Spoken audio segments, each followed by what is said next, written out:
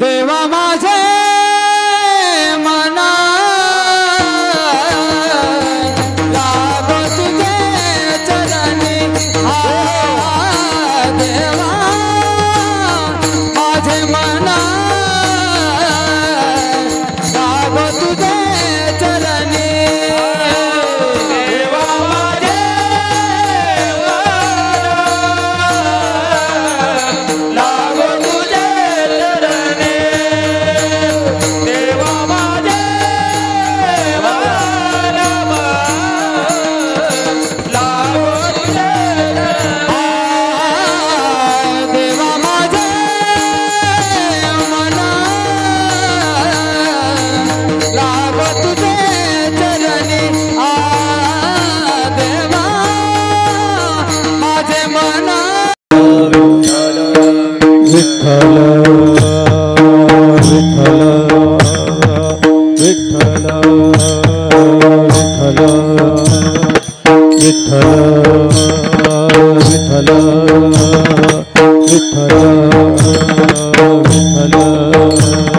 विठ्ठल विठ्ठल विठ्ठल टाळी वाजवा सर्वांनी भजन करा बोला बोला हा विठ्ठला विठ्ठला विठ्ठला विठ्ठला विठ्ठला विठ्ठला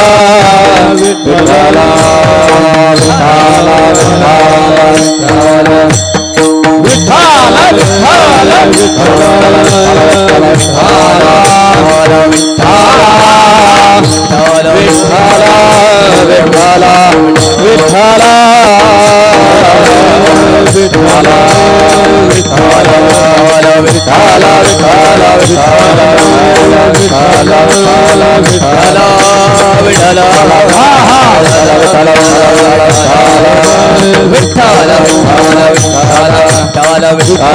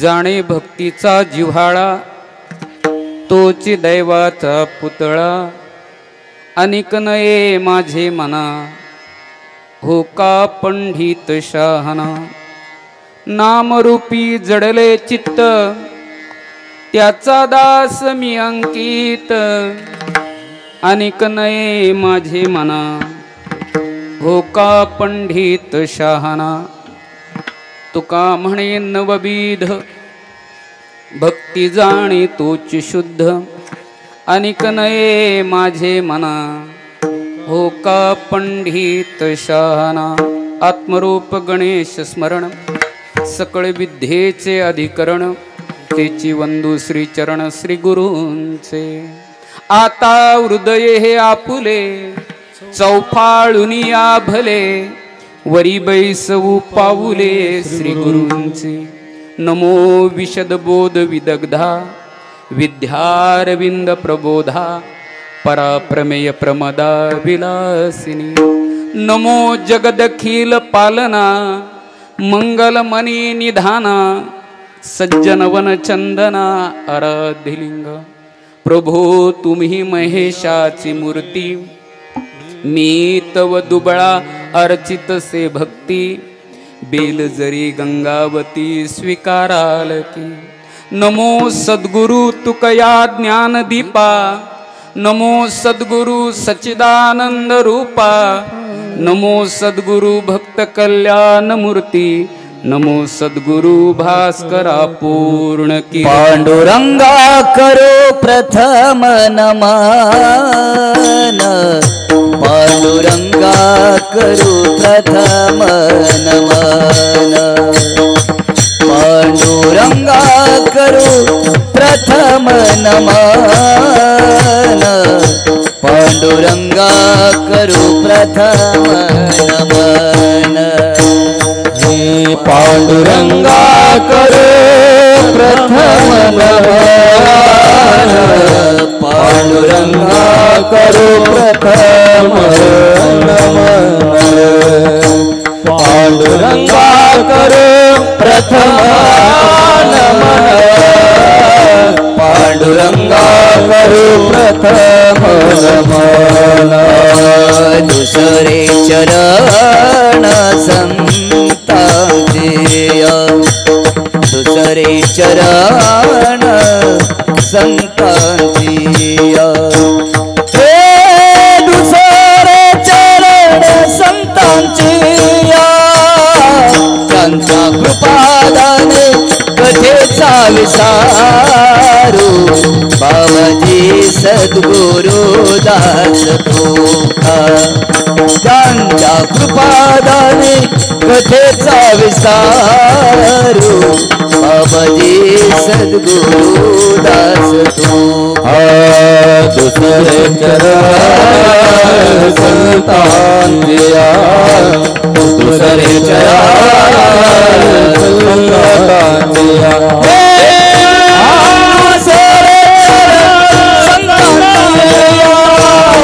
त्यांच्या कृपादाने कथेचा विसारू, बाबाजी कृपादाने कथेचा विसारू, त्यांच्या कृपादाने कथेचा विसारू, त्यांच्या कृपादाने कथेचा विसारू. पांडुरंगा करू प्रथम नमन, दुसरे चरण संतांची, त्यांच्या कृपादाने कथेचा विस्तारू, बाबाजी सद्गुरु दास तुका. पांडुरंगा करू प्रथम नमन,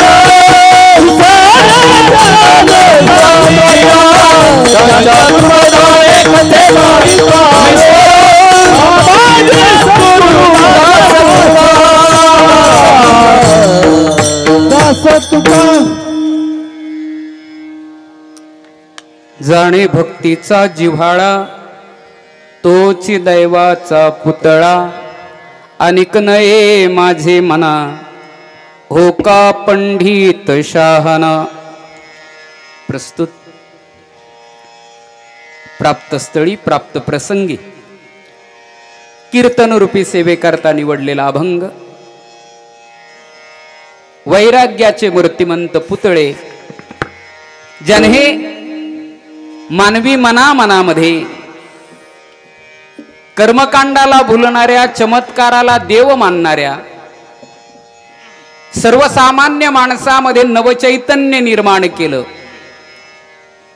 युगानयुगे चालू असलेली देवत्वाची शोध यात्रा ज्यांच्या अभंगाच्या माध्यमातून प्रतिपादित झाली, ज्यांच्या अभंगांना ब्रह्मसाक्षात्काराबरोबर आत्मबोधाच्या पुरस्काराने ज्यांचे अभंग गौरवले गेले होते, असे विश्वगुरु श्री संत जगद्गुरु तुकोबाराय यांचा संतपर प्रकरणातील भक्तीचं महत्व सांगत असताना नामाच्या चिंतनाला विशेष महत्व देणारा अभंग सेवेसाठी निवडलेला आहे.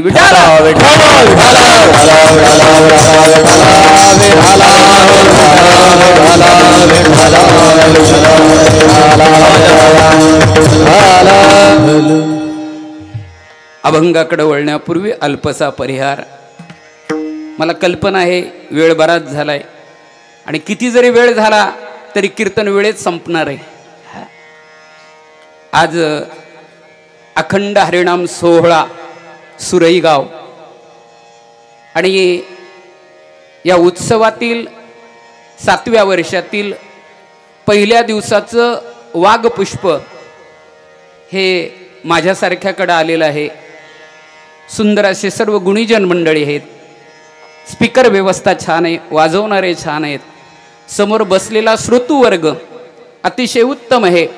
माता भगिनी वर्ग असेल, आपण सर्वजण या ठिकाणी या भगवत चिंतनाच्या मंडपामध्ये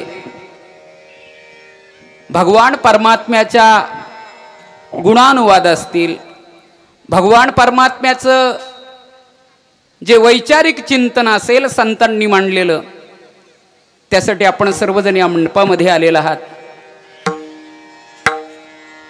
खरं म्हणजे आजचा पहिला दिवस होता ना, पहिल्या दिवशी बरीच औपचारिकता असते. मी सगळीच बाजूला सारले, चाल सिंगल म्हणायला लावली, सगळं धावत घेतलेलं आहे. ज्यांनी इवले से रोप लावी येले द्वारी, ती अनेक मंडळी आहेत. त्यामध्ये असं म्हणतात, मी एका वाक्यानं सांगेल की वाट दावी त्याच्या पुण्या नाही पार. लक्षात घ्या, ज्यांनी या मार्गावरती असं काय होते माहिती का, वाट दावणारे आणि वाट लावणारे आपल्याला बऱ्याचदा बघायला मिळतात. पण जे वाट धावतात ना महाराज, ते या जगतामध्ये अमर होतात. आणि जे वाट लावतात ना, ते या युगामध्ये ते जिवंतपणीच त्या नरकामध्ये नरक यातना भोगत असतात. लक्षात.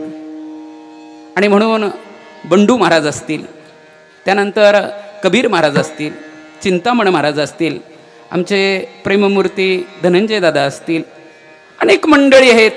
सर्वांचीच हा नावं तुम्हाला ज्ञात आहेत. आणि आपण सर्व श्रोतूवर्ग कीर्तनरूपी सेवेकरता निवडलेला अभंग जगद्गुरु तुकोबारायांचा आहे, 4 चरणाचा आहे. या अभंगामध्ये जगद्गुरु तुकोबाराय भक्तीचं प्राधान्य सांगतात. जगद्गुरु तुकोबाराय या अभंगामध्ये सांगतात की या जगामध्ये मी त्याला भाग्यवान म्हणतो. कोणाला? की जो जिव्हाळ्याची भक्ती करतो. नाहीतर या जगतातील मग कोणी असू द्या, अनेक या शब्दामध्ये सगळे आले. कोणी म्हणजे मग तो शहाणा असू द्या, नाहीतर पंडित असू द्या, मला त्याच्याबद्दल त्याच्याविषयी काही कल्पना नाही, त्याच्याविषयी काही मला बोलायचंही नाही. मग महाराज, जो जिव्हाळ्याची भक्ती करतोय त्याचं एखादं लक्षण सांगा ना, आम्ही कसं ओळखायचं त्याला? महाराजांनी सांगितलं, काय नाही, सोपं आहे ना. जो भगवान परमात्म्याची जिव्हाळ्याची भक्ती करतो, जो भाग्यवान आहे, त्याचं चित्त नामाच्या ठिकाणी जडलेलं असते.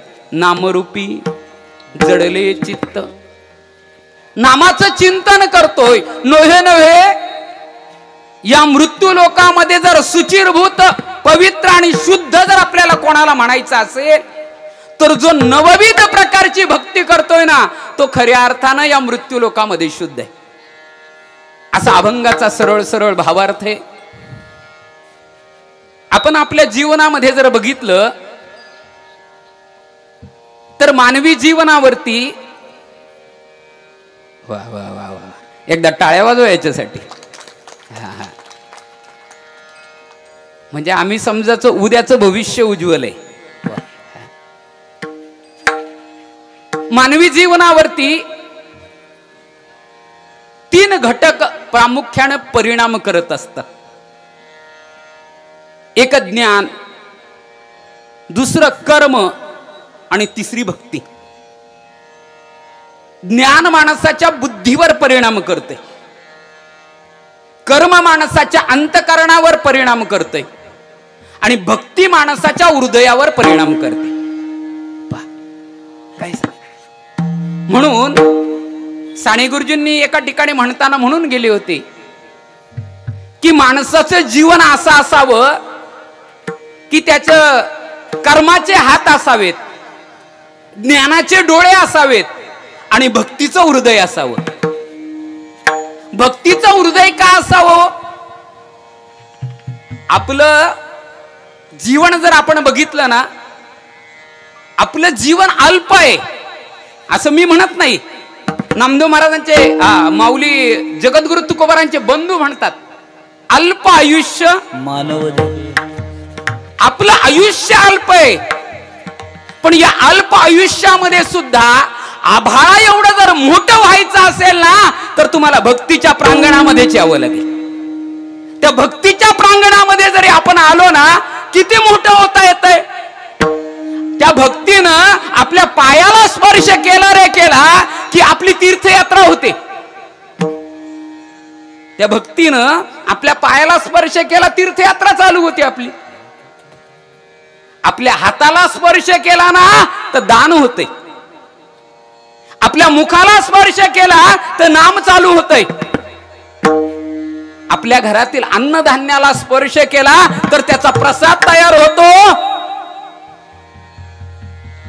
हे भक्तीचं प्राबल्य. हे कशाचं प्राबल्य? भक्तीचं प्राबल्य. म्हणून असं म्हटलं जातंय की आज आमच्याकडे ज्ञान कमी नाही हो. आमच्याकडे ज्ञान कमी आहे का? माझा शब्द जरा व्यवस्थित ऐका का. मी ज्ञान सांगतोय, आपण डोक्यात माहिती घेऊ नका. माहिती वेगळी आणि ज्ञान वेगळे. माहिती कशाला म्हणतात ते सांगतो पा. इंग्रजीमध्ये त्याच्यासाठी वेगळे शब्द आहेत वाटतं. कोणते वेगळे आहेत? एकाला इन्फॉर्मेशन म्हणतात ना एकाला नॉलेज म्हणतात. माझं इंग्रजी काही एवढं चांगलं नाही. काय म्हणतात? जी बदलत असतंय त्याला काय म्हणायचं आपण? त्याला माहिती म्हणायची. काय? हे जे बदलत असतंय त्याला माहिती म्हणा, आणि जे अबाधित सत्यामध्ये असतंय त्याला ज्ञान म्हणा. त्याला काय म्हणायचं? आज आमच्याकडे आमच्या ज्ञानाची उंची वाढले. हे मंडप कशासाठी असावेत याचं कारण तुमच्या समोर सांगतो. आज आमचा एखादा विद्वान जर आला तर तो भडभडा इथं माझ्यापेक्षाही अतिशय उत्तम बोलू शकेल. आज आमच्याकडे ज्ञानाच्या उंचीला कमतरता नाही. आम्ही तर्कानं जर बोलायला लागलो तर एखाद्या विद्वानाला एखाद्या चांगल्या कीर्तनकाराला एका मिनिटात गप्प करू शकतो. आमच्या ज्ञानाची उंची वाढले, पण आमच्या ज्ञानाच्या उंची बरोबर आमच्या सामंजस्याची उंची जर वाढली नाही तर मिळालेलं ज्ञान सुद्धा आमच्या आत्मघाताला कारणीभूत आहे. म्हणून तुम्हाला सांगतो, ज्ञानी माणसानी जेवढे या जगाचं नुकसान केलंय ना तेवढं सामंजस्य लोकांनी केलेलं नाही. तुमच्या लक्षात आलं नसेल तर सांगतो. काय होते पाहना. ज्ञान नुसतं ज्ञान असेल. तुम्ही आतापर्यंत बऱ्याचदा बघितलं असेल, एखाद्या शिक्षकानं आत्महत्या केली, एखाद्या प्रोफेसरनं आत्महत्या केली, एखाद्या कुलगुरूनं आत्महत्या केली. ऐकलं असेल ना? ऐकले की नाही? मग त्यांच्याकडे ज्ञान नव्हतं का? आपण आपल्या मुलांना नुसतं ज्ञान देऊन चालणार नाही. ते ज्ञानानं प्रगल्भ होतील, पण त्यांच्यामध्ये प्रतिकार शक्ती जर यावी असं वाटत असेल तर त्यांना भक्ती हे आध्यात्मिक ज्ञान देणं गरजेचं आहे. लक्षात घ्या. हे सामंजस्याचं ज्ञान आहे. मग तुम्ही अनेकांच्या आत्महत्या बघितल्या असतील. तुम्ही कधी पेपरला वाचले का एखाद्या कीर्तनकारानं आत्महत्या केली? ती असं टीव्हीला बातमी आले का? का हो, ते लय श्रीमंत असतात का? लय श्रीमंत. अहो तुम्हाला सांगतो, आता दिवस बरे आलेत. दिवस बरे आलेत म्हणजे आता आमच्या प्रत्येक महाराजांच्या समोर 2-2 बाटल्या ठेवल्या जातात पाण्याच्या. मला सांगा, ज्या जगद्गुरु तुकोबारायांनी हा गाथा हातामध्ये मिळावा म्हणून 13 दिवस अन्न पाणी घेतलं नव्हतं.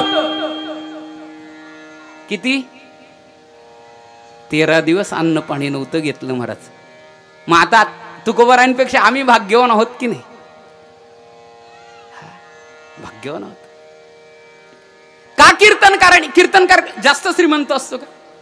अहो पूर्वीचे तर मला वाटतं कीर्तन झालं, आपल्याकडे पद्धतच आहे, कीर्तन होईपर्यंत सगळेजण फोन करतात, बुवा कुठं आला, महाराज कुठं आले, कुठपर्यंत येत.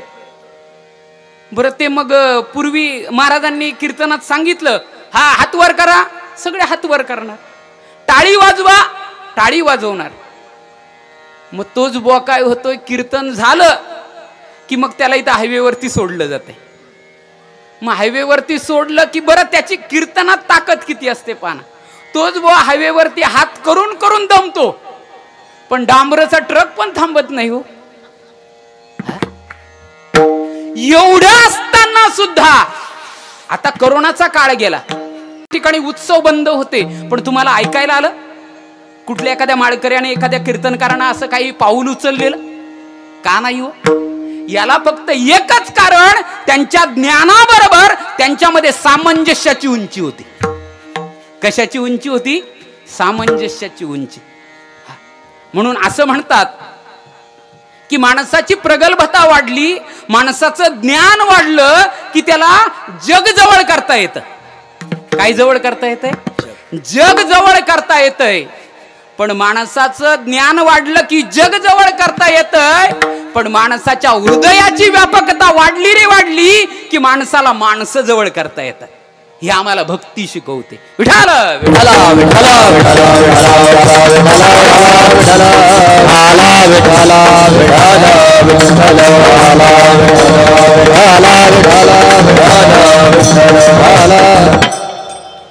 या अभंगामध्ये जगद्गुरु तुकोबाराय भाग्यवान म्हणतात. आता आपल्याला 2-3 प्रश्न तयार होतील आणि ते निर्माण होणं गरजेचं आहे. तुकोबारायांनी आम्हाला का सांगावं भाग्यवान? भाग्यवान आम्हाला कळत नाही का? आम्ही अनेकांना भाग्यवान म्हणतो ना रोज. आपण प्रत्येकाला कोणाला तरी भाग्यवान म्हणतच असतो ना. आपण कितीकांना भाग्यवान म्हणतो. आपण एखादा धनवान माणूस दिसला ना, आपण काय म्हणतो त्याला? हे अरे काय नशीब असेल याचा, सोन्याचा चमचा घेऊनच, म्हणतो की नाही? आपण एखाद्या श्रीमंत माणसाला भाग्यवान म्हणतो. असं मी म्हणतो असं नाही. धनवंता लागी सर्व मान्यता. धनवान माणूस असेल तर त्याला समाजामध्ये अनेक पद्धतीची मान्यता आहे. त्याचा आदर तिथ्य बाकीच्या गोष्टी खूप सांभाळल्या जातात धनवान माणसाच्या. मग तुम्ही म्हणाल धनवान माणसासाठी एवढं का केलं जातंय? पण धनवान माणसाकडे काय असतंय? सर्व धातूमध्ये जड धातू कोणता आहे? वजनदार धातू.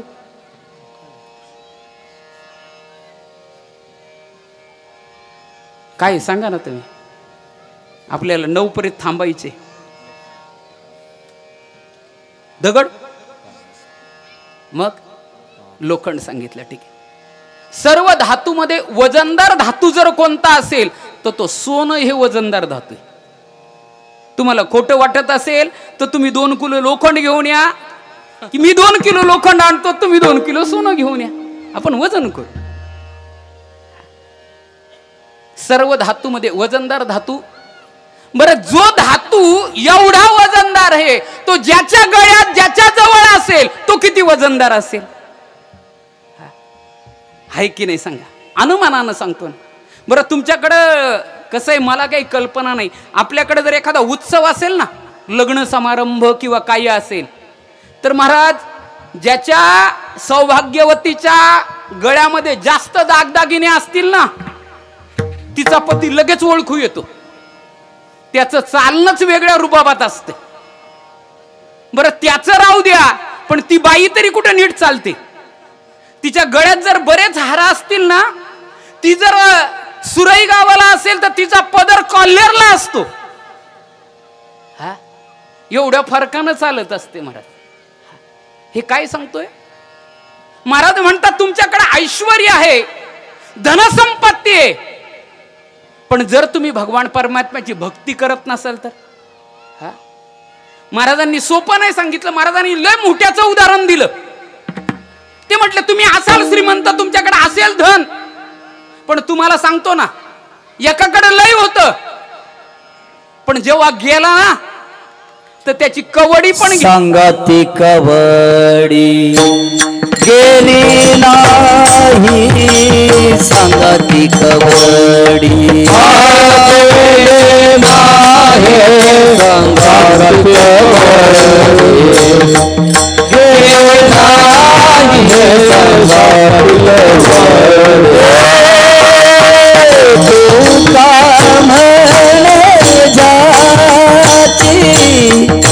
संपदा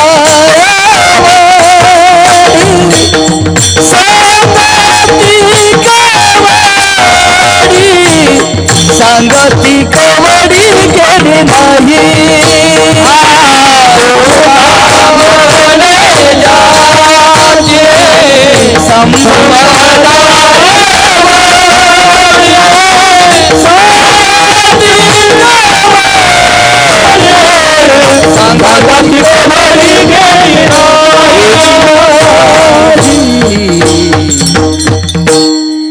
तुकोबारायांनी खूप मोठ्याचा दृष्टांत दिला. कोणाचा दिला? ज्याची नगरी सोन्याची होती, पण जेव्हा गेला तेव्हा किती फुटका मनी नेता आला का? आमचे संत मंडळी सांगतात, महाराज जर चुकून एखादा आभूषण राहिलं तर काय करतात? आभूषण काढून घेतात ना महाराज. बरं, काढून घेण्याची पद्धत वेगळी असते, ती काही मला सांगता येत नाही तुमच्याकडे. काढून घेतात महाराज. म्हणून महाराजांनी सांगितलं, त्याच्याकडे धनवान असला तरी मी त्याला भाग्यवान म्हणत नाही. का? तर त्याच्या अंतःकरणात भक्ती नाही. मग आता बाकीचे बघू आपण. काही काही मंडळी विद्वानाला म्हणतात, अरे बापरे तुमचं सहज म्हणून जातात काही माणसं, महाराज बोला तुमचं बरं आहे. अरे काय बरं? बरं इथं उभं राहायचं म्हणजे खरं आहे का? काही एवढं सोपं आहे का? मला सांगा. काही काही गावामध्ये महाराज माणूस मेला ना तर शिक्षकाची वाट बघावी लागते. का? तर गावातले ते गेल्यानंतरचे कार्यक्रम सांगण्यासाठी. राग कधी आहे, दहावा कधी आहे, कोणाची वाट बघावी. आणि जर चुकून रविवार आला तर मग गाडी घेऊन आणावं लागतंय. म्हणजे विद्वत्ता एवढी सोपी नाही महाराज. एक सुभाषित आठवलं पहा, विद्वानाये विजानाती विद्वजन परिश्रम नाही वंद्या विजानाती गृहिम प्रसव वेदना. त्या विद्वानालाच माहित असतंय ती विद्वत्ता संपादन करण्यासाठी किती मेहनत घ्यावी लागते. ती एवढं अवघड आहे महाराज. मी एक दोन कार्यक्रमामध्ये बघितलं, ते कार्यक्रम सांगायला आले आणि आता ते पुढच्या पानावरती ते अर्ध राहिलं म्हणून त्यांनी तिथे लिहून ठेवलं होतं, मागे पहा म्हणून. याने कार्यक्रम सांगता सांगता हा किती हुशार असेल, याने हेही सांगितलं मागे पहा. काय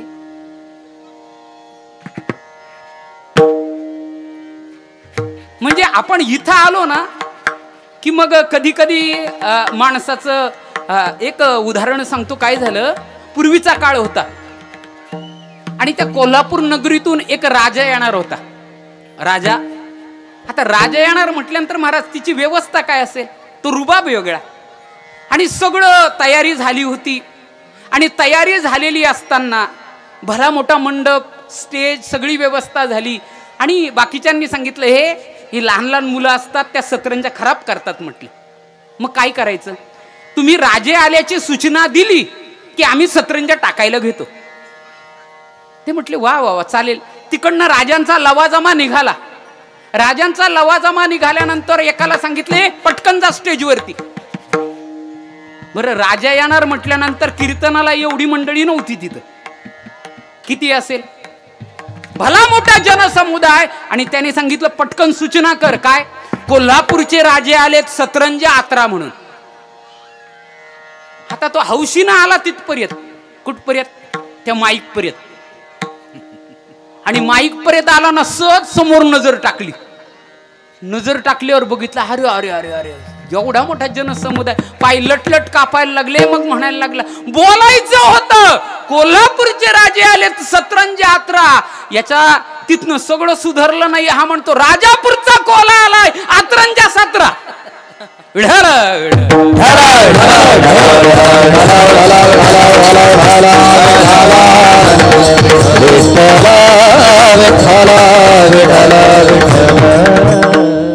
महाराज काही काही माणसं एवढी विद्वान आहेत की जे तुकोबारायांचं चरित्र लिहू शकतात, तुकोबारायांच्या वाङ्मयावरती खूप बोलू शकतात, पण भक्तीचा अंतकरणामध्ये अंतर्भाव नसल्यामुळं जनसामान्यामध्ये त्याला मूल्य राहत नाही. लक्षात घ्या. म्हणजे विद्वत्ता आहे पण भक्ती नसेल तर महाराज म्हणतात त्याला त्या प्रांगणामध्ये किंमत नाही. त्याच्या पुढचा जो आहे तो चतुर आहे. आता आपण सगळे चतुरापासून तयार झालोय त्याच्यामुळे आपणच चतुर आहोत. बरोबर ना? बरं, ज्या चतुरानं आपल्याला बनवलं बघा ना, एक मॉडेल दुसऱ्यासारखं आहे का? बरं, आपली चतुराई किती किती चतुर आहोत आपण. तुमच्याकडे इलेक्शन झालं ना, हा, बऱ्याच जणांची चतुरपणा दिसला असेल. काही तर मला वाटतं सगळ्या पक्षाचं झेंडा आपल्या घरी नेऊन ठेवलं असतील. जो माणूस आला का त्या पक्षाचा झेंडा काढून त्याच्यासमोर दाखवायचं प्रेझेंटेशन.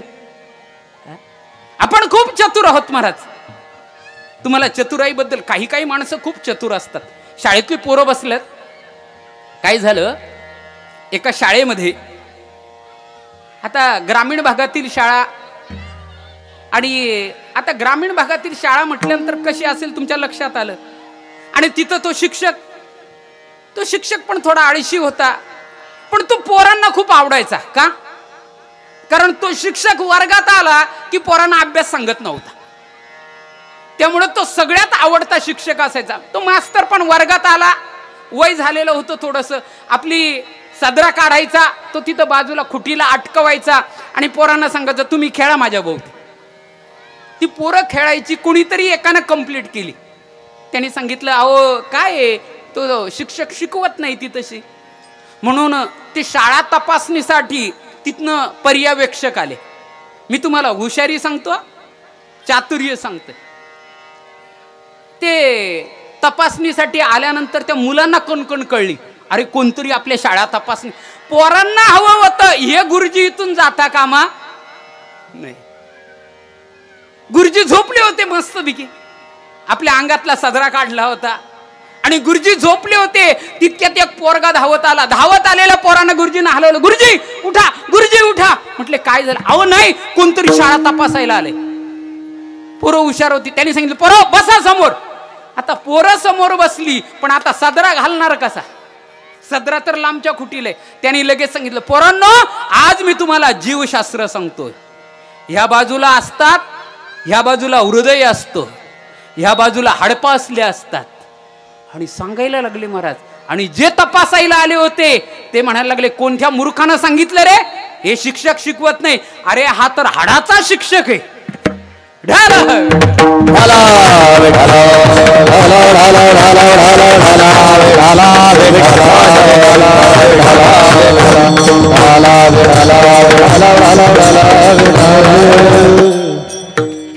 महाराजांनी त्या श्रीमंताला, त्या विद्वानाला, त्या चतुराला विचारलं, ए बाबा तू भगवंताची भक्ती करतो का रे? तू म्हटलं भक्ती. तुम्हाला एक बोलू का, कधी न रागवणारे आमचे नादबाबा माऊली ज्ञानोबाराय. माऊली ज्ञानोबाराय म्हणतात की जो भक्ती करत नाही ना, भक्ती, त्याला मी काय म्हणतो माहितीये का? तुम्ही सगळेजण हरिपाठ करता ना, मी तुमच्या समोर हरिपाठातलंच प्रमाण सांगतो. जो जीवनामध्ये भक्ती करत नाही ना त्याला माझे माऊली ज्ञानोबाराय म्हणतात नाही जासी भक्ती पती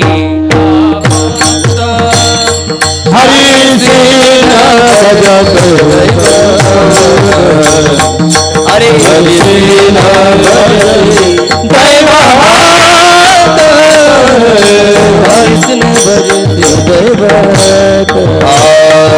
नाही जाय भक्ती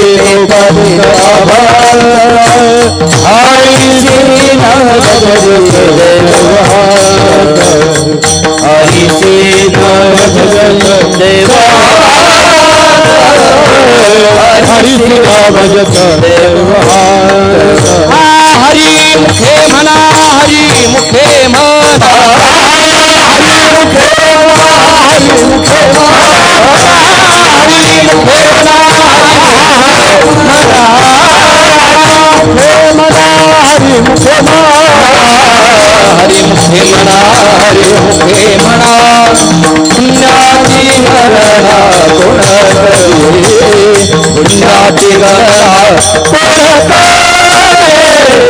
गुणाची गणना कोण करी हरी मुखे मना हरी मुखे माया गुणाची गणना कोण करी गुणाची गणना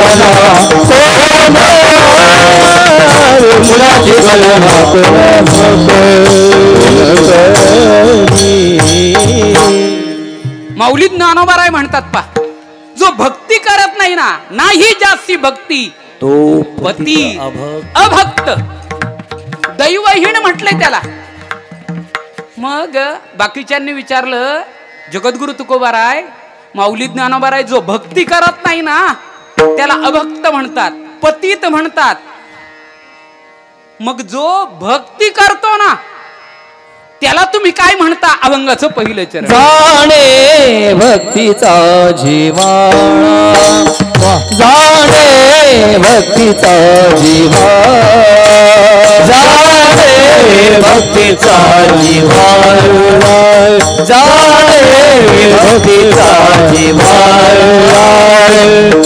जाणे भक्तीचा जिव्हाळा, जाणे भक्तीचा जिव्हाळा, जाणे भक्तीचा जिव्हाळा, जाणे भक्तीचा जिव्हाळा, तुझी दैवाचा पुतळा, तुझी दैवाचा पुतळा, अनिक माझे मना, अनिक नय माझे मना,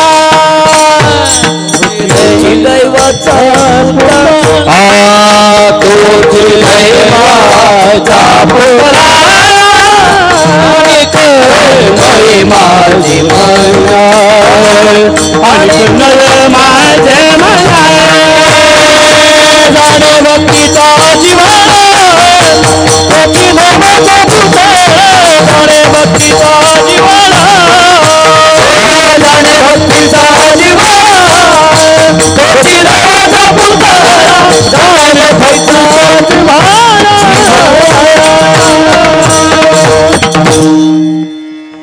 तुकोबाराय म्हणतात, मी काय म्हणतोय? जाणे भक्तीचा जिव्हाळा, तोच दैवाचा पुतळा. खऱ्या अर्थानं तो भाग्यवान आहे, त्याला मी भाग्याचा पुतळा म्हणतोय. भक्ती भक्ती म्हणजे काय हो? असं म्हणतात पहा, मोहासारखा शत्रू नाही, क्रोधासारखा अग्नी नाही, ज्ञानासारखा मित्र नाही, आणि भक्तीसारखा आनंद नाही. लक्षात घ्या, आनंद भक्तीत आहे ना. म्हणून तर साधू संतांच्या अंतःकरणामध्ये ज्या वेळेस त्या भक्तीनं प्रवेश केला ना महाराज, तर त्यांच्या अंतःकरणाचा भाव काय झाला ते म्हणायला लागले. आता आम्ही काय झालो माहितीये, मी गातो नाचतो आनंदे वेडा झालो. ती भक्ती माणसाच्या अंतःकरणात प्रवेश केला रे केला की त्याला जो आनंद मिळतो ना, त्या आनंदाचं मोल दुसऱ्या कुठल्या आनंदाबरोबर होऊ शकत नाही महाराज. आणि म्हणून जाणे या शब्दानं महाराज या ठिकाणी या अभंगाची सुरुवात करतात. जाणे शब्द, जाणे शब्दामध्ये आपल्याला लक्षात येतंय चार पद्धतीची मंडळी या समाजात बघायला मिळते.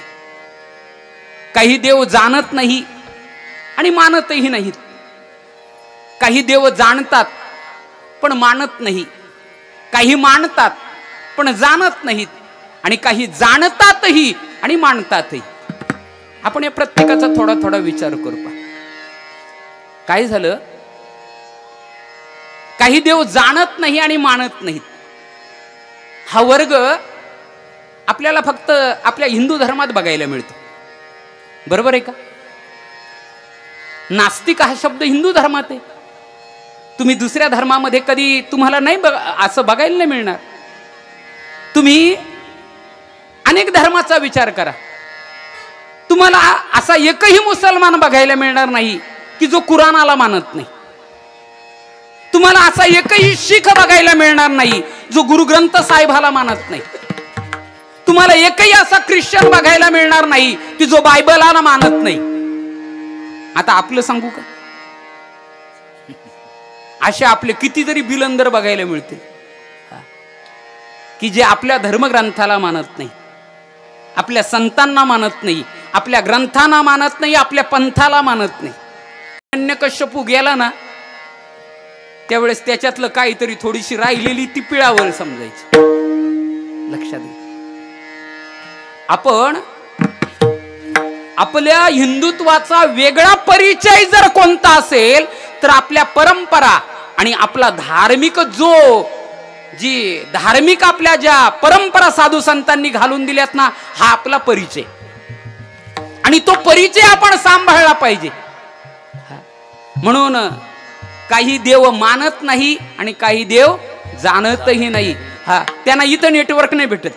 मंदिर, यात्रा, सप्ताह या ठिकाणी त्यांना नेटवर्क नसतो. बरोबर आहे ना? काय झालं, एकाने खूप छान विद्वानानं व्याख्यान दिलं. काय व्याख्यान दिलं? जगात देव नाही. काय सांगितलं त्याने? तो एवढा छान बोलला ना महाराज, अनेकांनी सगळ्यांनी टाळ्या वाजवल्या. जगात देव नाही म्हटले. काय तुम्ही भारी बोलले म्हटले, एवढं सुंदर बोलले ना, आणि तर्कशुद्ध बोलले तुम्ही म्हटले. काय जगात देव नाही हे तुम्हाला कसं काय सुचलं? त्यांनी सांगितलं कसं काय सुचलं? त्याची कृपा. तुमच्या किती लक्षात आलं? काही माझ्या लक्षात नाही आलं. विठाला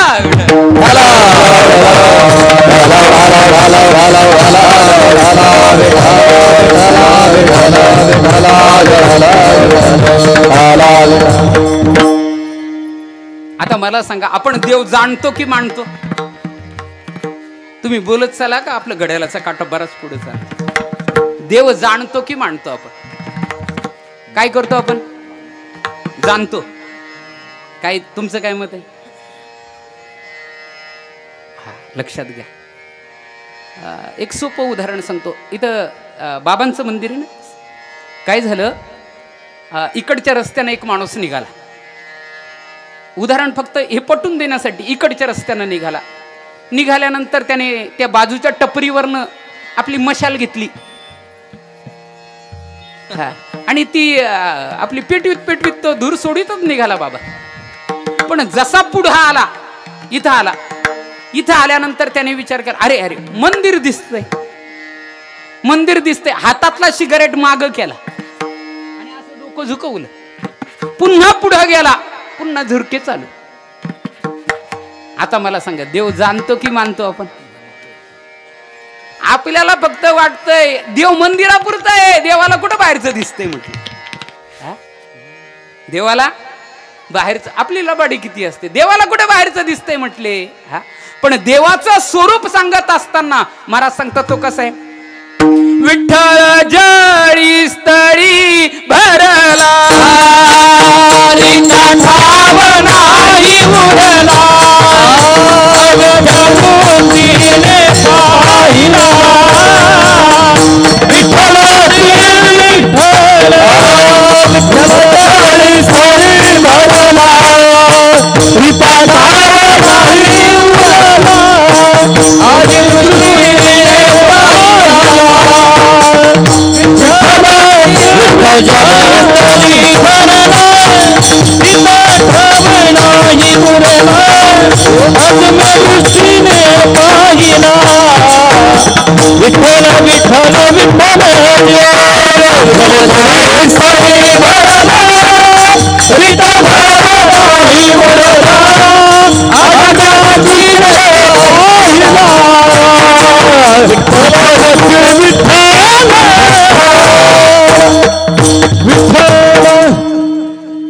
तो भगवान परमात्मा जळी स्थळी काष्टी पाशाने भरलेला आहे.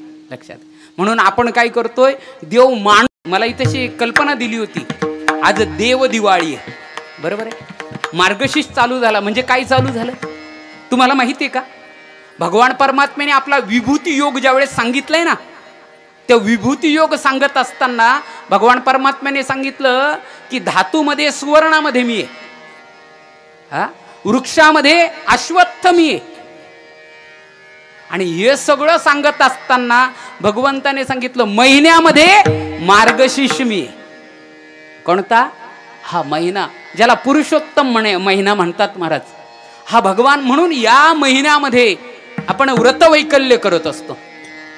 पण ते व्रतवैकल्य करत असताना बरीच मंडळी उपवास वगैरे करतात ना. माझं एक वाक्य नक्की ऐका. आपण ज्या देवाचा उपवास करतो ना, कधीतरी त्या देवाचा तपास पण करा. काय माहितीये का, काही काही मंडळी अशा देवाचा उपवास करतात की त्याचा बायोडेटाच कुठे भेटत नाही. हा, सगळीकडे गुगलवर सर्च करा, सगळीकडे सर्च करून तो काही देव काही भेटत नाही. महाराज मला सांगा, अशा देवाचा उपवास करून काय होणार आहे? हा, मग अशा देवाचा उपवास करा ना, तो जगामध्ये ISI प्रमाणानं सिद्ध झालेला आहे. विठ्ठल कुळीचे दैवत विठ्ठल काय, त्याचा उपवास करा ना. आणि मला सांगा ना, नाही केल्यानंतर पण जो रागावत नाही तो असा हा देव. म्हणून महाराज सांगतात, काहींनी देवाला यथार्थपणे जाणलं आणि मानलं सुद्धा, त्यांना संत म्हणावं. त्यांनी जाणलं आणि मानलं सुद्धा, म्हणून त्यांना चराचरामध्ये देव दिसला. चराचरामध्ये म्हणजे माझ्या साधू संतांना कुत्र्यामध्येही देव दिसला, माझ्या साधू संतांना रेड्यामध्ये पण देव दिसला. कशामध्ये? एवढंच कशाला, निर्जीव असलेल्या भिंतीमध्ये सुद्धा चैतन्य आहे हे माझ्या साधू संतांना कळलं. याचं कारण जर काय असेल तर विठ्ठल जळी स्थळी भरला. सर्व घटीरामध्ये हा देई सूर्यप्रकाश सूर्यप्रकाश सूर्यप्रकाश सर्व घटीरामध्ये हा देई सूर्यप्रकाश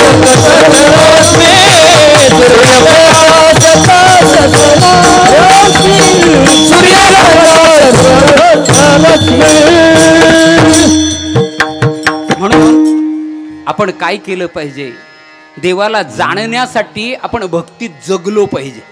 कशात जगलो पाहिजे? भक्तीत जगलो पाहिजे. काय झालं, एक माणूस डॉक्टरकडे गेला. डॉक्टरकडे अंगात कणकण होती.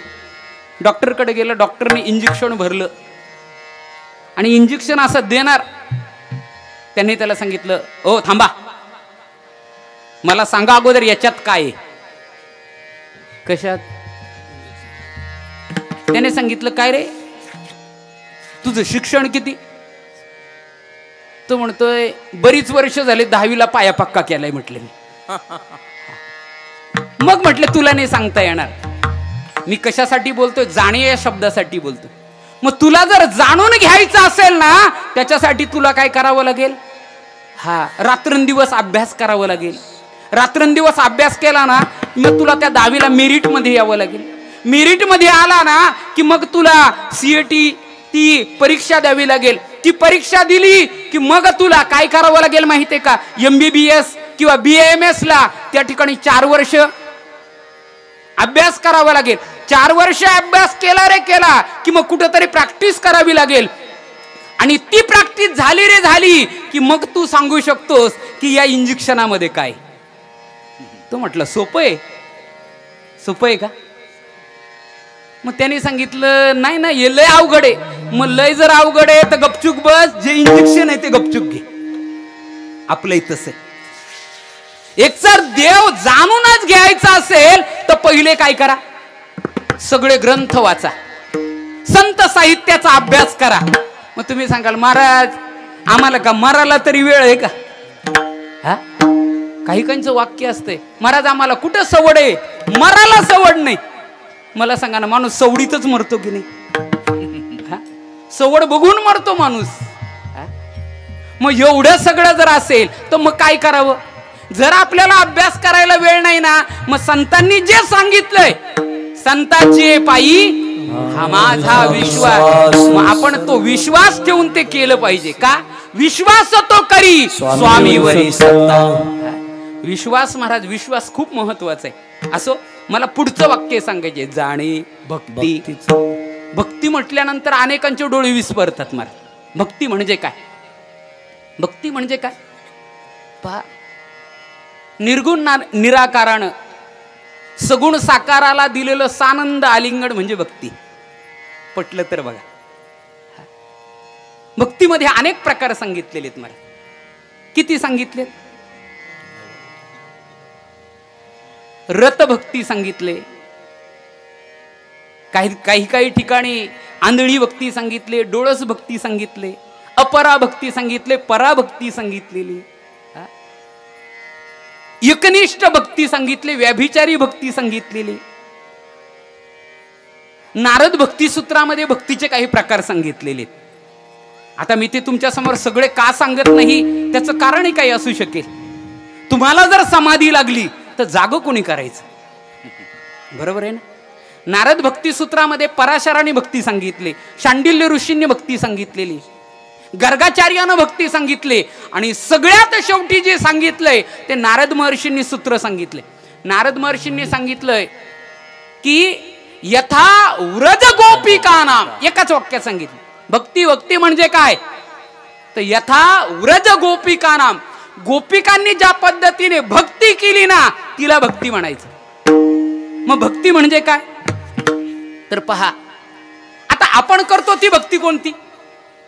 आपण करतो ती भक्ती कोणती? आपली भक्ती कोणती सांगा? आपली एकनिष्ठ भक्ती का? आपलं लय अवघड काम आहे महाराज. म्हणजे मर्याप्रिय देवाला कळत नाही हा नेमका कोणत्या देवाचा. देवाला कन्फ्युज करून टाकतो ना. रविवार पासून आपली सुरुवात होते, खंडोबापासून सुरुवात होते, डायरेक्ट हनुमंतरायापर्यंत येऊन थांबते. वार बदलला की देव बदलतो. त्याला माऊली ज्ञानोबारायांनी काय म्हटले तुम्हाला सांगतो. ऐसा अखंड भजन करी उगा न राहे क्षण भरी, अघवेन गावद्वारी आह्याव जैसी.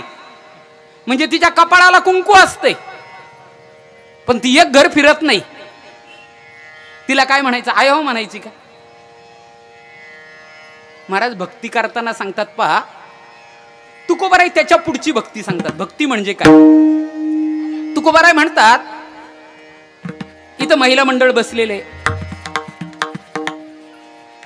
ज्यावेळेस त्या नववधूचं लग्न होतंय, ते लग्न झालं की त्या घरामध्ये अनेक पुरुष असतात. मग त्या अनेक पुरुषांमध्ये ती कोणाला दादा म्हणते, कोणाला मामा म्हणते, कोणाला अजून काहीतरी संबोधन असेल, त्या नावानं ती प्रत्येकाला आवाज देते. माझा पुढचा प्रश्न आहे, ती पती म्हणून किती लोकांना आवाज देते? काय किती? काय याला भक्ती म्हणायचं असं मी म्हणत नाही. पतिव्रते जैसा भ्रातार प्रमाण अमनारायण तैसा परी, अमनारायण तैसा परी, अमनारायण तैसा परी. पतिव्रता तैसा भ्रातार प्रमाण अमनारायण तैसा परी, अमनारायण तैसा परी, अमनारायण तैसा. आपण जी भक्ती करतो ना ती व्याभिचारी भक्ती. कोणती भक्ती आहे? व्याभिचारी भक्ती. संतांना विचारा, एक धरीला चित्ती, एक धरीला चित्ती आम्ही रखुमाईचा पती, रखुमाईचा पती आम्ही रखुमाईचा पती. एक धरीला चित्ती आम्ही रखुमाईचा पती, रखुमाईचा पती आम्ही रखुमाईचा पती. एक धरीला चित्ती आम्ही रखुमाईचा पती. महाराज याला भक्ती म्हटलेले. याला कोणती भक्ती म्हटलेले? एकनिष्ठ भक्ती. आता थोडस मानसशास्त्र सांगतो पा. ज्या धर्माची देवता एक आहे, माझं वाक्य नीट ऐका, ज्या धर्माची देवता एक आहे तो धर्म संघटित आहे. आणि ज्या धर्माच्या देवता अनेक आहेत ना तो धर्म विस्कटलेला आहे. मला तर पुढे अशी भीती आहे की काही सांप्रदायिक मंडळी एकमेकात भानगड करू नये म्हणजे जिंकले. तो म्हणतोय माझा संप्रदाय मोठा आणि ह्यो म्हणतो माझा संप्रदाय मोठा. तुमचं बरं आहे, आमचे टाळी एकीकडे असतात, गटले दुसरीकडे असतात, पकवास तिसरीकडे असतो, विना चौथीकडे असतो. अवघड काम आहे महाराज. भक्तीचं महाराज सांगत असताना काय एकनिष्ठ भक्ती सांगितलेली. त्याच्यामध्ये महाराजांनी सांगितलं आपण आंधळी भक्ती करतो की डोळस भक्ती करतो? डोळस भक्ती करतो. बरोबर. आपलं काय चाललंय माहितीये का, मागचा करतोय म्हणून पुढच्याच रेटनं चालू आहे. हा मग आणि असं जर आपण केलं ना महाराज फजिती होते ना. असं केल्यानंतर काय झालं, एकाकडे विधी होता. विधी आता तुमच्याकडे करत असतील, पैसा पाणी जास्त असला का विधी जास्त करावी लागतं. हा नारायण नागबळी काळसर्पयोग त्यांच्याच वाट्याला असतो. तो गरीबाच्या घरात कधीच नाही जायतो. जातो का तो? नाही जाणार तो. मग ते करायचं झालं का मग त्या विधीचा खर्चही चांगला असतो महाराज. मग एकाकडे विधी होता. मी काय सांगतो पहा, आपण दुसरं जे करतोय तसं करत असतो. मग तो विधी असल्यामुळं त्या विधीसाठी दोघांना बसायचं होतं. आता विधी करायचं त्याने सगळी तयारी केली. बाकीच्यांना आता विधी घरातच करत होता. पण पूर्वीचा काळ होता. पूर्वीच्या काळी काय असायचं, तो एखादा विधी करायचा असेल तर माता भगिनी वर्ग सडासमार्जन करायचा, सगळं सारवायचं, नीटनेटका करायच्या, रांगोळी काढायच्या. आता त्या बायकोला वाटलं विधी करायचा म्हणजे सारवणे म्हणजे विधी करणे. ती पण तेवढीच हुशार होती. त्यामुळं तो विधी चालू झाला. इकडं ते ब्राह्मण काका आले. आल्यानंतर त्यांनी विधीचं सगळं साहित्य मांडलं आणि साहित्य मांडल्यानंतर त्याने सांगितलं अरे चला या ना लवकर, 3 पाट आणा. 3 पाट आणल्यानंतर म्हटले चला बसा तुम्ही. बसल्यानंतर त्याने आवाज दिला अगं ये ना म्हटले. ते म्हटले तुमचं काय आहे ना ते एवढं उरकून घ्या. म्हटले मी इकडचं काम करते. ती सारवत होती. आता ब्राह्मण काकाला दुसरं लग्न होतं. काय माहितीये का, 2 माणसांनी वेळेवर यावं लागतंय. एक बुवानं आणि दुसरं ब्राह्मणानं, नाहीतर काही खरं नसतंय त्यांचं. हा मग त्यांनी विचार केला आपलं दुसरं लग्न आहे, ती सुपारी बुडेल. त्यांनी सांगितलं एक काम करा तुम्ही सुपारी घ्या. आता बायको असताना हातात सुपारी दिली आणि हा विधीला चालू झालं. विधी चालू झालं. याला वाटलं आतापर्यंत त्याला खात्री होती बायको जवळ असली तर ती मला काहीतरी सांगल, पण आता बायकोच जवळ नाही. म्हणून त्या ब्राह्मण काकाला सांगितलं काका मला विधीतलं काही कळत नाही हा का म्हटली, तुम्ही मला सांगाल हे कर ते कर. त्याने म्हटलं येड्या आता पुढचं वाक्य बोलू का. इथं बसलेल्यापैकी ब्राह्मण काका आपल्याकडे कोणतं मंत्र म्हणतोय तुम्हाला कोणला माहितीत? हा मैताचं म्हणतो, पूजेचं म्हणतो की अजून कोणतं म्हणतो? तुम्ही अर्थ विचारलाय का कधी ब्राह्मण काका? तेवढा सांगा ना अर्थ पण आम्हाला. हा त्याने सांगितलं काका मला याच्यातलं काही कळत नाही. काकाने सांगितलं येड्या तुला काही करायचं नाही, विधी मी करणार आहे. मग मी काय करायचं? काही नाही, मी सांगल तसं करायचं. तो म्हटलं एवढं सोपं आहे, एवढं सोपं आहे म्हटले. मग त्या ब्राह्मण काकाने सांगितलं तो पाण्याचा तांब्या होता तामन. त्याने सांगितलं तो तामन इकडे घे. याला वाटलं हा पहिला मंत्र आहे की काय. त्याने त्या ब्राह्मण काकाला सांगितलं तो तामन इकडे घे. तो म्हटलं अरे अगोदरच वेळ झालाय, हा काय येड्यासारखं करतो. त्या सांगितलं अरे मूर्खा तुला सांगतो तो तामन इकडे घे. याला वाटलं हा दुसरा मंत्र आहे की काय. ह्यो त्या ब्राह्मण काकाला सांगतो मूर्खा तुला सांगतो तामन इकडे घे. ब्राह्मण काका म्हटले अरे लोक भूदेव म्हणून पूजा करतात आणि हा खुशाल मला मूर्ख म्हणतोय. ब्राह्मण काका चांगला मजबूत होता.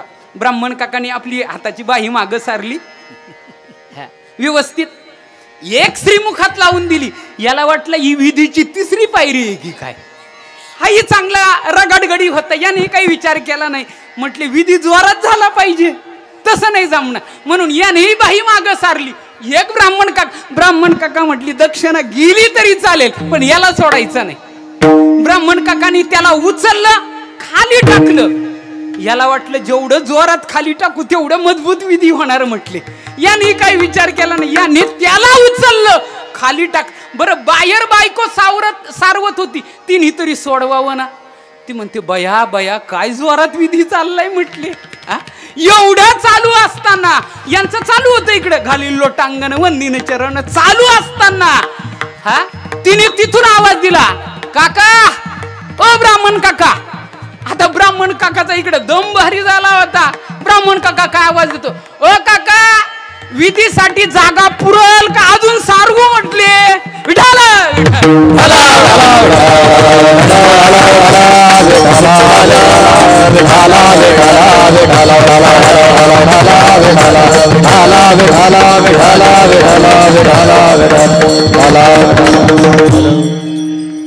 काय म्हणालो मी पहा, आपण जर असं दुसरा करतो म्हणून जर करायला लागलो तर आपली फसगत झाल्याशिवाय राहणार नाही. एखादी कमी गोष्ट करा पण त्याचं तर्क शुद्ध का करतोय, काही गोष्टीचं अवलोकन करा.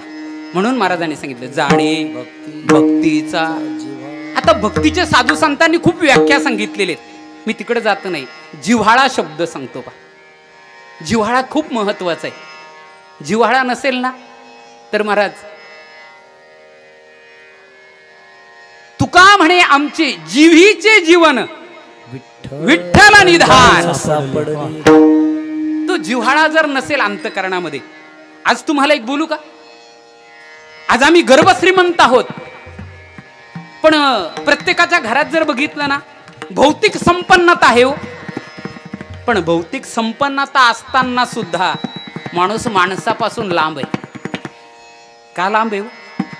तुम्ही थोडे जुनी माणसं असतील त्यांना विचारा ना, 2 वेळचं अन्न खायला नसायचं पण माणूस माणसाची जोडलेला होता.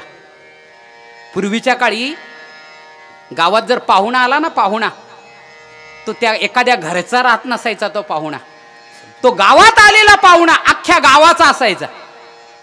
तो माणूस गावात आला रे आला का तर म्हणायचा ओ चहा घ्यायला माझ्याकडे या. दुसरा म्हणायचा त्यांच्याकडे चहा घ्यायला गेले तर माझ्याकडे नाश्त्याला या. तिसरा म्हणायचा उद्याच्या जेवणाला माझ्याकडे या. आता आमचा जिव्हाळा किती राहिलाय माहिती का? आता आमच्याकडे पाहुणा आला त्यांनी चप्पल काढण्याच्या अगोदरच आम्ही म्हणतोय तुम्ही जाणार तर नाहीत ना. काय म्हणतोय? तुम्ही जाणार तर नाहीत ना.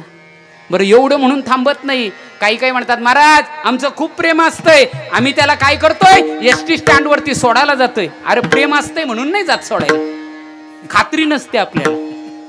बरं आपण पण बिलंदर असतोय, त्याची पिशवी त्याने बरोबर घेतली की रस्त्यात जाताना सगळं विचारतो काय मोबाईल घेतला, चार्जर घेतलं, पिशवी घेतली, सगळं विचारत विचारत जातोय. आणि तिथं गेल्यानंतर हा काय, मग तिथं एखाद्या गाडीला हात दाखवतोय, गाडी थांबवतोय.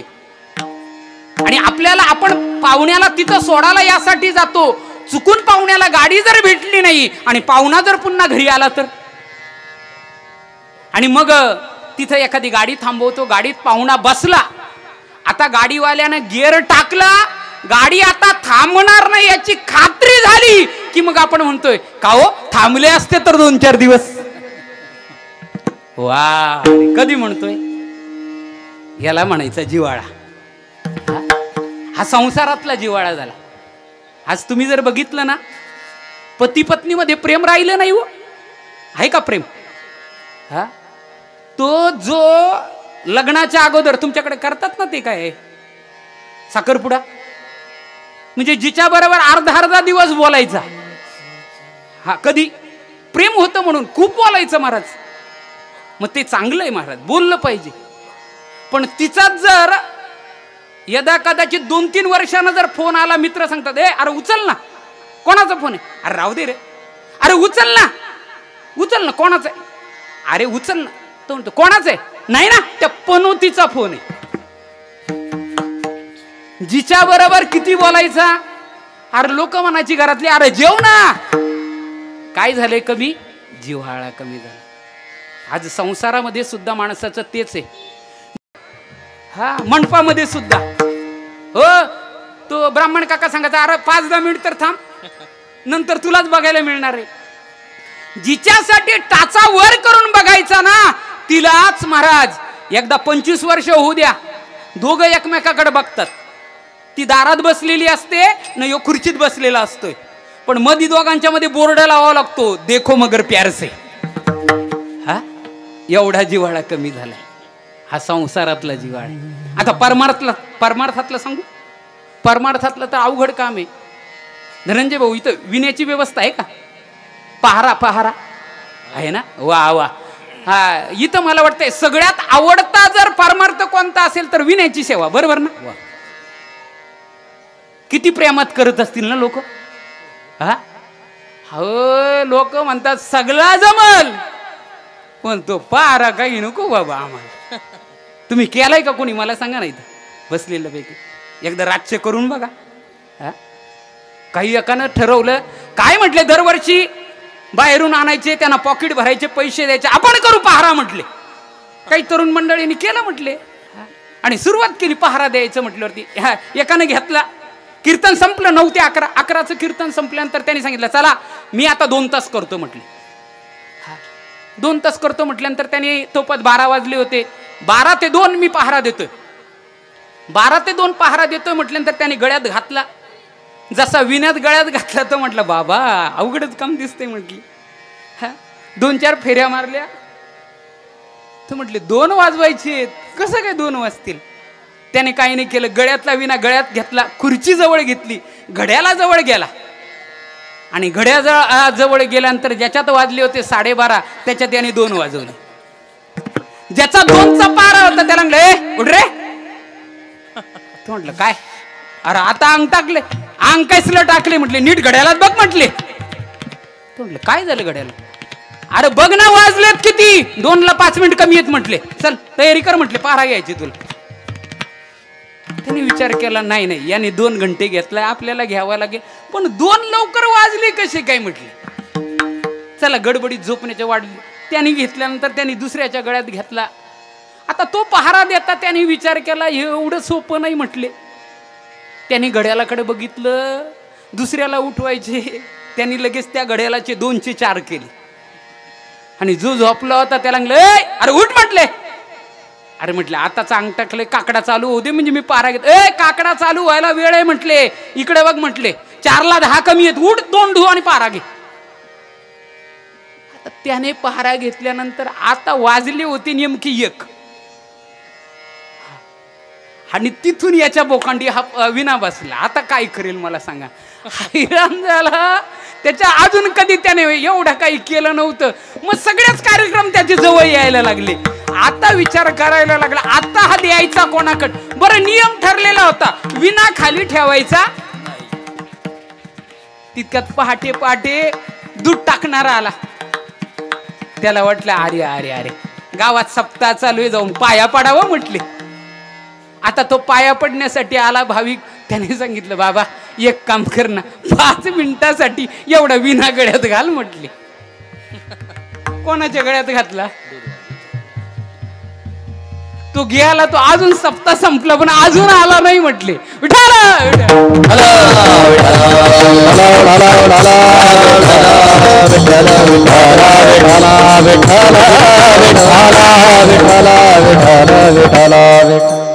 ठीक आहे, जाणे भक्तीचा जिव्हाळा, प्रेम असावं महाराज. प्रेम नसेल ना, प्रेम नसेल तर केलेलं भजन सुद्धा नरकात घालणारं ठरतंय. वाक्य नीट आहे का काय, भजन ते ओंगळवाने नरका जाणे चुकेना.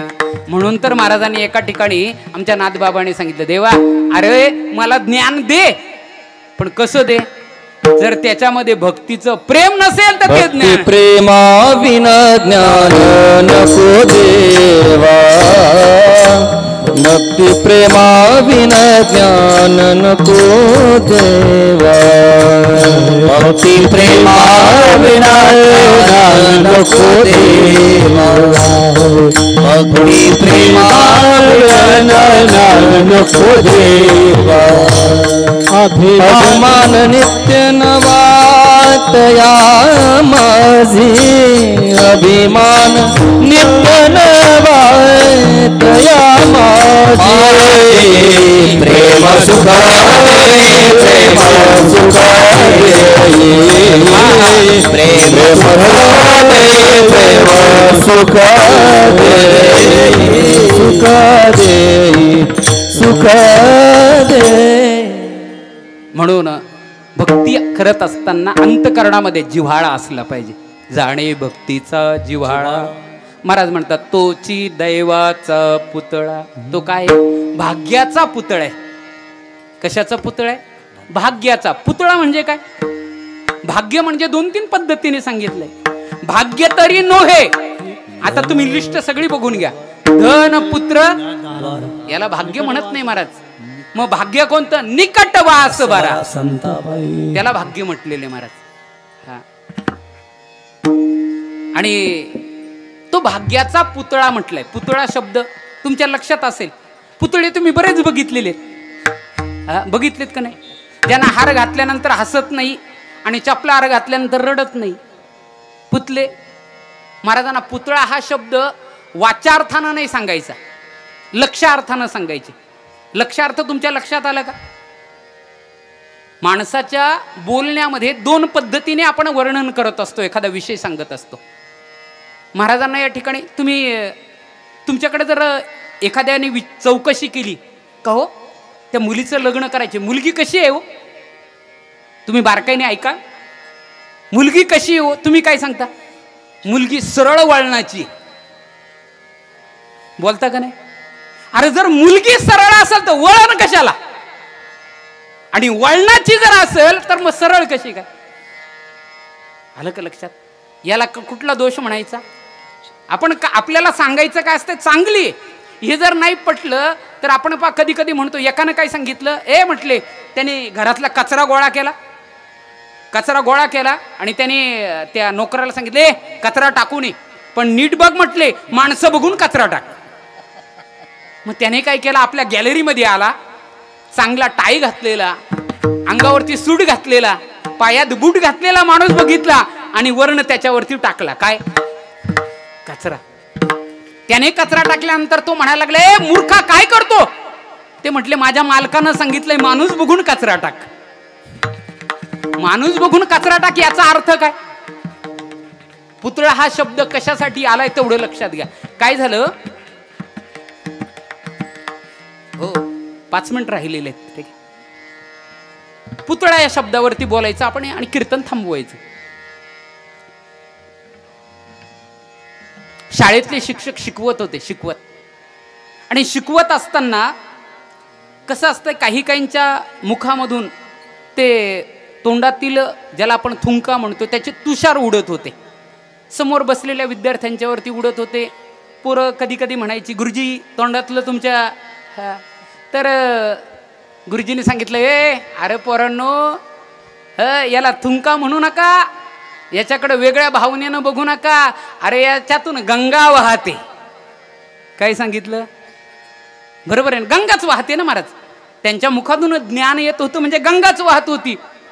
आता गंगा वाहते म्हटल्यानंतर जो पुढं विद्यार्थी होता, घरी आल्यानंतर काही दिवसानं त्याची म्हातारी मेली. कोणाची? त्या पोराची. आता म्हातारी मेल्यानंतर पूर्वीचे दिवस नाशिकला, त्र्यंबकला त्या अस्थि विसर्जन घेऊन जाण्यासाठी पैसे नाही म्हणून त्याने बाबांना एक दिवस विचारलं वडिलांना, बाबा हे डबं कशाचं ठेवलं? काय नाही रे म्हटले, तुझी आजी वारली, आपल्याकडे पैसे नसल्यामुळं मग ह्या अस्थि कुठं? अरे म्हटले गंगेत नेऊन सोडायचे असतात. पोरांना दुसऱ्या दिवशी शाळेत येतानाच डबा घेऊन आला. तुमच्या लक्षात आलं पुढचा कार्यक्रम. जसं गुरुजीनं शिकवायला सुरुवात केली त्यानं एक खडा काढला आणि गुरुजीनं सांगितलं आ करा. म्हटले का? काय नाही म्हटले, गंगेत एवढं सोडायचे म्हटले. आलं का? म्हणजे वाच्यार्थ नाही लक्षात घ्यायचा. आता तुम्हाला त्याचा अन्वय सांगतो. पुतळा म्हणजे समावस्था. समशत्रोच मित्रेच तथा मानापमाना तुल्य निंदा स्तुतिर्मौनो संतुष्टो येन केने. महाराज म्हणतात की ज्याच्या जीवन समशत्रोच मित्रेच, जो खांडावया घाव घाली का लावणी जयानं केली, दोघा एकची सावली वृक्ष दे जैसा. महाराज ही अवस्था प्राप्त. वंदी कोणी निंदी, कोणी वंदी कोणी पूजा करी, निंदी कोणी मारी, मज हेही नाही मज तेही नाही. या अवस्थेवरती जो पोहोचलाय त्याला म्हणायचा पुतळा. आलं का लक्षात? कोणाला पुतळा म्हणायचा?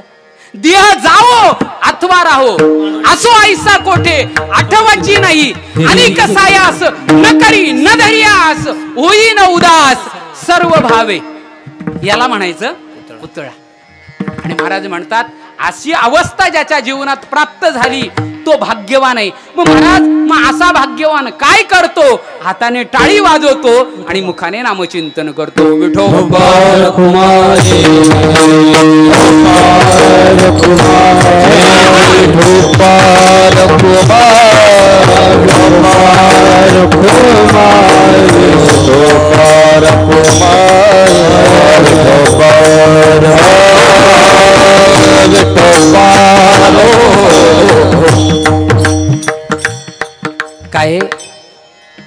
त्याचा पहिला दिवस आहे, लक्षात घ्या. आवाज द्या. आणि पहिल्या दिवसामध्ये माझ्या समोर कीर्तनकार मंडळी बसलेली आहेत. पहिल्या दिवशी सगळ्यात जास्त महत्व जर कशाला असेल तर नामचिंतनाला. तुम्ही माझं कीर्तन ना ऐकलं तरी चालेल, पण आता एक कल्पना करा, ज्यांना हात आहेत ना, हात, ए बच्चे कंपनी, झाला, ज्यांना हात आहेत ना सगळ्यांनी हात वर करा. वा वा वा, सुरई गाव, धन्यवाद. सगळ्यांनी हात वर करा. विठोबाल कुमार, विठोबाल कुमार, विठोबाल कुमार, विठोबाल कुमार, विठोबाल कुमार,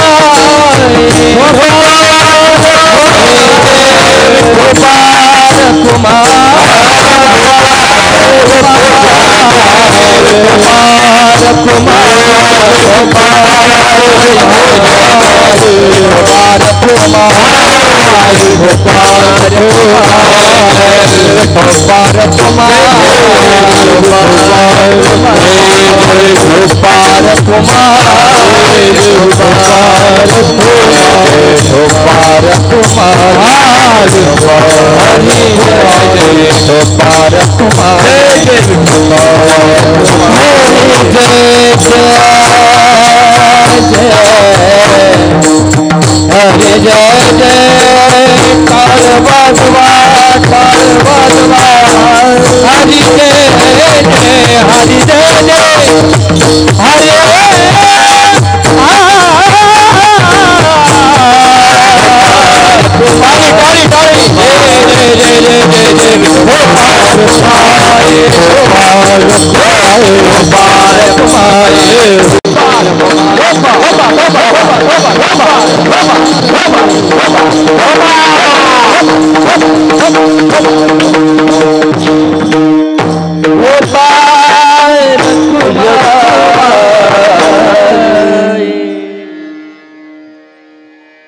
धन्यवाद. खूप छान भजन केलं तुम्ही. आपली वेळ संपलेली का, एक वेळेची मर्यादा असावी. तुमच्या समोर धावत्या वेळेमध्ये अभंगातील पहिल्या चरणाचा पूर्वार्ध धावत्या वेळेत मांडण्याचा प्रयत्न केला. आणि मी मांडलेला हे भावविश्व असेच असेल मला असं म्हणायचं नाही, लक्षात घ्या. याच्यापेक्षा वेगळं असू शकेल, पण माझ्या बुद्धीला जेवढं झेपलं ना तेवढं तुमच्या समोर मांडलं. मला कीर्तनातलं नीटचं काही जमत नाही, पण जे तोडकं मोडकं येतंय, जी संत परंपरा आहे, तो विचार तुमच्या समोर ठेवण्याचा अल्पसा प्रयत्न केलेला आहे. या ठिकाणी खरं म्हणजे या कार्यक्रमाला अनेकांचं योगदान असेल, पण आपल्या गावामध्ये सुद्धा हा नामोत्सव झाला पाहिजे. भरकटलेली तरुण पिढी असेल, भरकटलेला जनसामान्य असेल, यांच्यासाठी एक वैचारिक व्यासपीठ तयार व्हावं अशी ज्यांची तळमळ होती, त्या या ठिकाणी शकुंतला ताई असतील. खरं म्हणजे त्यांचा वाटा जर बघितला ना आपण, या उत्सवामध्ये एक सिंहाचा वाटा असेल महाराज. आणि म्हणून असं म्हटलेलं आहे की पूर्वीपासूनच स्त्रिया ह्या पुढंच होत्या. काय होत्या? पुढंच होत्या. म्हणून म्हटलेलं आहे, कुडी कन्या पुत्र होती जे सात्विक, तयाचा हरिक वाटे देवा. काय असते माहितीये का, काही काही गोष्टींची शुद्धी जर करायची असेल ना, तर असं म्हणतात की नामाची शुद्धी मुखानं होते, हृदयाची शुद्धी जी आहे ना भगवंताच्या भक्तीनं होते, पण आमच्या धनाची जर शुद्धी करायची असेल तर धनाची शुद्धी दानानं होते. लक्षात घ्या. आणि जोपर्यंत तुम्ही म्हणाल आम्ही दान करणार नाही, नका करू ना. काय म्हणतोय मी, दान माणसानं केलं नाही तर काहीच होत नाही, पण काय होतंय ते सांगतो पा. तुमच्याकडे धरण आहेत की माहित नाही, पण आमचा तालुका म्हणजे धरणांचा तालुका आहे. धरण आहेत, त्या धरणामध्ये विशिष्ट मर्यादेनंतर पाणी सोडण्यासाठी एक कालवा असतो. का काढला जातो कालवा? कालवाच जर काढला नाही तर काय होईल? खालच्या लोकांची कालवा काल होईल ना.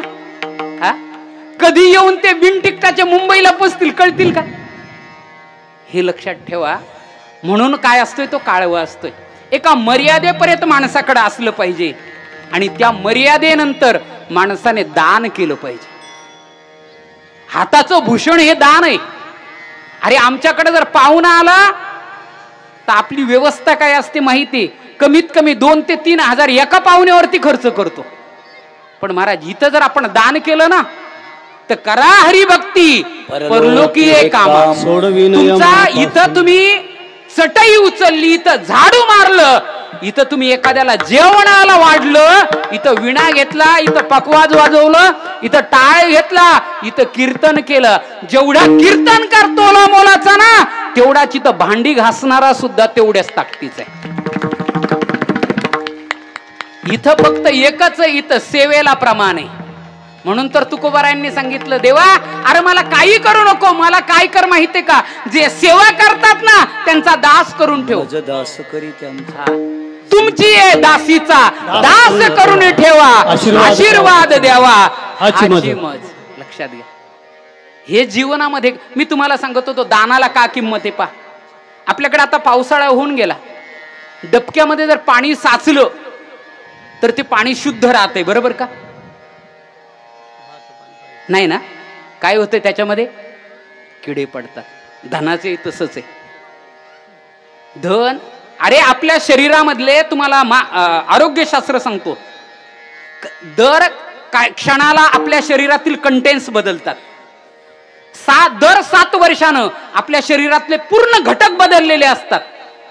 तर धन काय महाराज, काय धन काय ही तरुवरील छाया आहे. या धनाचा नदरी विश्वास जैसी तरुवरील छाया.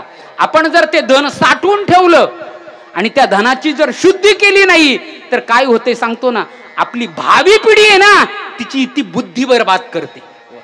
काय करते? त्यांची बुद्धी विकलांग करते.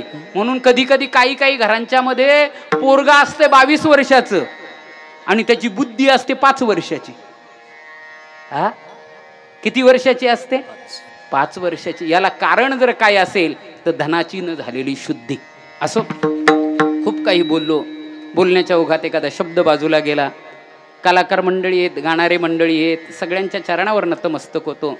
ज्यांनी मार्गदर्शन केलं एकदा त्यांचं चिंतन करूया. ज्ञानेश्वर माऊली महाराज ज्ञानेश्वर माऊली महाराज ज्ञानेश्वर ज्ञानेश्वर ज्ञानेश्वर माऊली ज्ञानराज माऊली महाराज ज्ञानेश्वर ज्ञानेश्वर ज्ञानेश्वर माऊली ज्ञानराज महाराज ज्ञानेश्वर माऊली ज्ञानराज माऊली महाराज ज्ञानेश्वर माऊली ज्ञानराज महाराज ज्ञानेश्वर माऊली ज्ञानराज माऊली महाराज ज्ञानेश्वर माऊली.